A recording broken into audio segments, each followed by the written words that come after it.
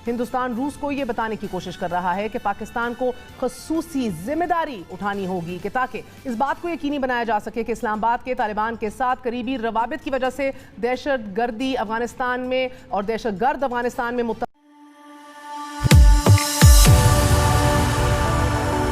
जय हिंद दोस्तों, मोदी देश में आपका स्वागत है।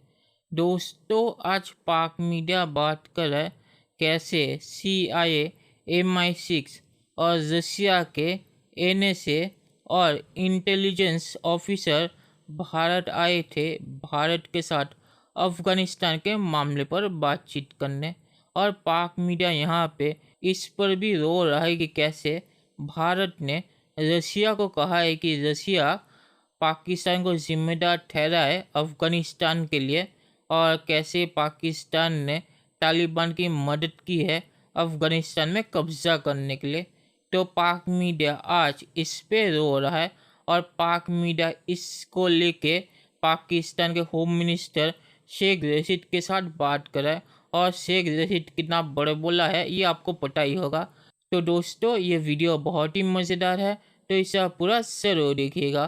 तो चलिए और इंतज़ार न करके ये वीडियो देखते हैं। मोदी सरकार की जानिब से एकतरफा प्रोपेगेंडा शुरू कर दिया गया है। हिंदुस्तान रूस को ये बताने की कोशिश कर रहा है कि पाकिस्तान को खसूसी जिम्मेदारी उठानी होगी कि ताकि इस बात को यकीनी बनाया जा सके कि इस्लामाबाद के तालिबान के साथ करीबी रवाबित की वजह से दहशतगर्दी अफगानिस्तान में और दहशतगर्द अफगानिस्तान में मुतहर्रिक ना हो सके। गुज़िश्ता हफ्ते बरतानवी खुफिया एजेंसी MI6 के सरबरा रिचर्ड मूर और CIA सरबरा विलियम बर्न्स ने भी हिंदुस्तान का दौरा किया है। और आज ही दुनिया की लीडिंग इमर्जिंग इकोनॉमीज ब्राज़ील, रूस, हिंदुस्तान, चीन और साउथ अफ्रीका के सरबराहान मुमलिकत का ब्रिक्स समिट में खित्ते में तब्दील होते इत्तेहाद और डाइवर्जिंग स्ट्रेटेजिक मुफादात की पेश नज़र अफगानिस्तान पर तबादला ख्याल हुआ है। नाज़रीन, ये मुलाकातें और समिट एक ऐसे वक्त में हो रहे हैं कि जब अमरीका, यूरोपियन यूनियन और आलमी मालियाती इदारों की जानिब से अफगानिस्तान को इमदाद रोक दी गई है। आलमी बैंक और दीगर इदारे भी इमदाद मुंजमद कर चुके हैं। अफगानिस्तान के अंदर बैंकिंग सेक्टर तकरीबन बंद हो चुका है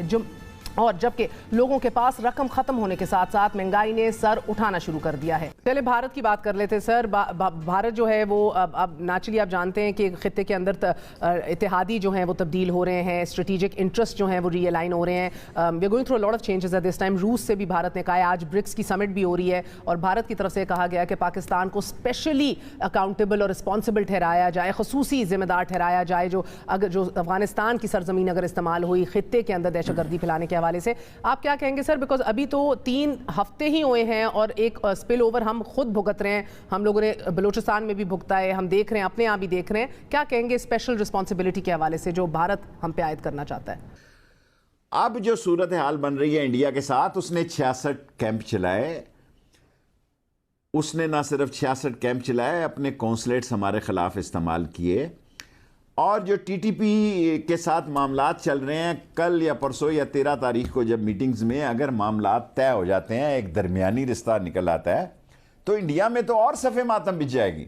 सर, इंडिया ने तो बहरहाल तालिबान की पूरी कैबिनेट भी मुस्तरद कर दी है।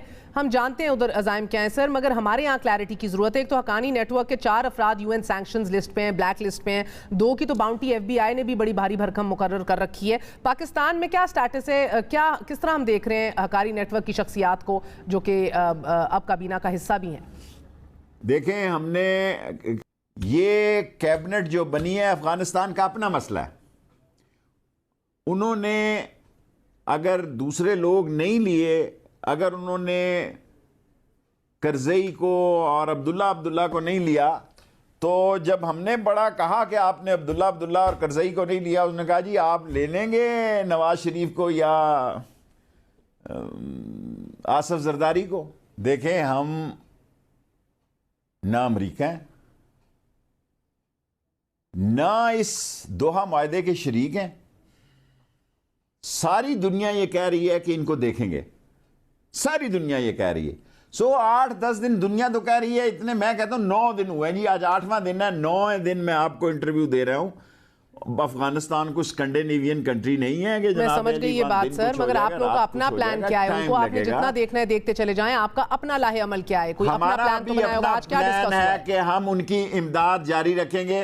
आपको क्या लगता है, हमारे हकानी नेटवर्क के हवाले से हम पे भी बड़े इल्ज़ाम लगते आए हैं, क्वेटा शूरा के इल्ज़ाम लगते आए हैं, क्या हम भी ये इसरार करेंगे कि इनको इस सैंक्शन लिस्ट से हटा दिया जाए, या ये आपको लगता है कि तालिबान अपना केस का दिफा खुद करेंगे? सोच समझ के फैसले करेगा, ना दुनिया को नाराज करेगा और कोशिश करेगा कि तालिबान के लिए अमन, सुकून, शांति, उनकी फलाह और बहबूद के लिए कदम। या ये चीफ की मुलाकात हुई है चीफ अवामी स्टाफ जनरल कमर जावेद बाजवा के साथ, उसके अंदर क्या बात की गई है, कौन सी ऐसी डिटेल्स हैं जो, या यकीन दहानियां हैं जो करवाई गई हैं? मेरे साथ आज बैठे हुए थे, मुझे तो नहीं कुछ बताया उन्होंने कि CIA के हेड से उन्होंने क्या बात की, ना कभी को बताएगा। इस खित्ते के हालात में अमन और सुकून लाने के लिए पाकिस्तान अपनी पूरी कोशिशें करेगा। ठीक है सर। चलिए दोस्तों, इस वीडियो पे बात करते हैं।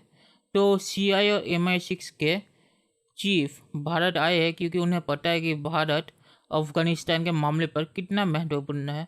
उन्हें पाकिस्तान पे भरोसा है नहीं, क्योंकि पाकिस्तान ने तालिबान के साथ मिलकर जो हरकतें की है वो सबको पता है, और ये बात CIA को भी पता है, पर वो तब इसीलिए कुछ नहीं कह सकते थे क्योंकि वहाँ से अमेरिका की फ़ौज को निकलना था, और इसीलिए तब उन्हें पाकिस्तान की मजबूरी में मदद की ज़रूरत थी। पर उन्हें असल में पता है कि ISI कैसे तालिबान की मदद करती है, और विकीलीक्स ने इसका खुलासा भी किया था। तो इसीलिए ये सब देशों के इंटेलिजेंस चीफ जो है वो भारत आए, क्योंकि इस रीजन में अफ़गानिस्तान के मामले पर सिर्फ भारत ही भरोसे लायक है। बाकी है जो पाकिस्तान भरोसे लायक नहीं है, रशिया के साथ अमेरिका की दुश्मनी है, और चीन भी भरोसे लायक नहीं है क्योंकि चीन तालिबान के साथ मिल गया है अफ़गानिस्तान के मामले पे। तो इसीलिए ये सब भारत आए हैं। और जो पाक मीडिया चिल्ला रहा है कि भारत ने रशिया को कहा है कि अफ़गानिस्तान के मामले पे पाकिस्तान को जिम्मेदार ठहराए, और पुतिन ने, आपको पता होगा, एक स्पीच में कह दिया है कि रशिया को फिक्र है कि अफ़गानिस्तान में अभी क्या हो रहा है, क्योंकि तालिबान पहले ही अपने वादों से पलटने लगे हैं, और उनके जो टेम्परेरी सरकार है उनमें कोई औरत नहीं है, और उन्होंने औरतों के स्पोर्ट्स में हिस्सेदारी पर भी बैन लगा दिया है। और उन्होंने जो कहा था तालिबान ने कि वो औरतों को स्कूल जाने देंगे, उस पर भी उन्हें लिमिट लगा दी है कि औरतें 6ठी क्लास से ऊपर नहीं जा पाएंगी। तो इसीलिए रशिया को भी फिक्र है। तो भारत ने जो कहा है कि पाकिस्तान को इसके लिए जिम्मेदार ठहराए, तो रशिया ने उस पर सोचना शुरू कर दिया है। तो पाकिस्तान के लिए मुसीबतें अब सिर्फ शुरू हुई है। और जो पाक मीडिया कह रहा है कि अगर अफ़गानिस्तान की ज़मीन इस्तेमाल हुई दूसरे देशों में हमले के लिए, तो पाकिस्तान में जो हमला हो रहा है वो कहाँ से हो रहा है, तालिबान को नहीं पता कि वो कौन कर रहे हैं। तो अभी तो वैसे भी इस्तेमाल हो रही है, पर वो अभी पाकिस्तान पे हमले के लिए इस्तेमाल हो रही है। तो तालिबान पे भरोसा करके पाकिस्तान ने भी बहुत ही बड़ी गलती की। और ये शेख रशीद जो कह रहा है कि अफ़गानिस्तान के स्टेबल होने से भारत को परेशानी होगी, तो जो देश सोचता है कि तालिबान किसी देश को स्टेबल कर सकते हैं, उस देश की सोच क्या होगी ये मुझे आपको बताने की ज़रूरत नहीं है। तालिबान किसी भी देश को स्टेबल नहीं कर सकते, और इसीलिए भारत को प्रॉब्लम है, क्योंकि उन्हें पता है कि तालिबान अफ़गानिस्तान का क्या हाल करेंगे। और जहाँ तक हक्कानी का मामला है, हक्कानी किन के बंदे हैं वो सबको पता है। तो इस मामले पर पाकिस्तान तो फंसेगा, ये सिर्फ देखने की बात है कि ये पाकिस्तान कब फंसेगा, पर उसका फंसना तो तय है।